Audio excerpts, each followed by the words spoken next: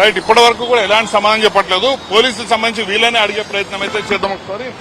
ఏం బ్రదర్, ఎందుకు రావద్దా ఏంటి, ఎందుకు రావద్దా ఏంటి చెప్పండి.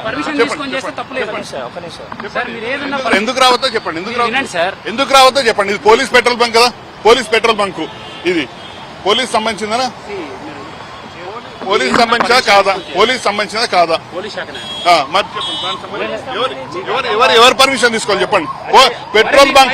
పెట్రోల్ బంక్ లో కవరేజ్ కి వస్తే ఎవరు పర్మిషన్ తీసుకోవాలి? ఎస్హెచ్ఓదా ఎవరిది? ఎస్హెచ్ఓనా ఎవరిది? ఎస్హెచ్ఓ తీసుకోవాలి ఎవరు? ఏ కమిషనర్ ఆఫీస్, ఏ కమిషనర్ ఏంటి? ఈ పెట్రోల్ బంక్ లో కవరేజ్ కోసం కూడా సిపి గారి దగ్గరికి వెళ్ళి పర్మిషన్ తీసుకోరా? సార్ మీరు ఇన్ఛార్జ్ ఉంటారు కదా, సార్ని అడగాలి కదా, ఒక మాట అడగాలి కదా. కాదు, మేము ఆల్రెడీ మన యూసుఫ్ కూడా పోలీస్ పెట్రోల్ బంక్ లోకి వెళ్ళి కవరేజ్ చేస్తాము. అక్కడ ఎవరు ఇబ్బంది చేయరు. మీ దగ్గర వచ్చిన ఇబ్బంది ఏంటి? మీ దగ్గర వచ్చిన ఇబ్బంది లేదు, మీరు ఇబ్బంది అని గురించి మాట్లాడకండి. మీ ఇష్టం ఉన్నట్టు ఏది పడితే అది మాట్లాడకండి. నా ఇష్టం వచ్చినట్టు మాట్లాడదు వేరు, నా ఇష్టం వచ్చినట్టు మాట్లాడదు వేరుంటుంది. ఆర్గ్యుమెంట్ చేయలేదు, మీరు తీసుకోండి, ఇబ్బంది లేదు.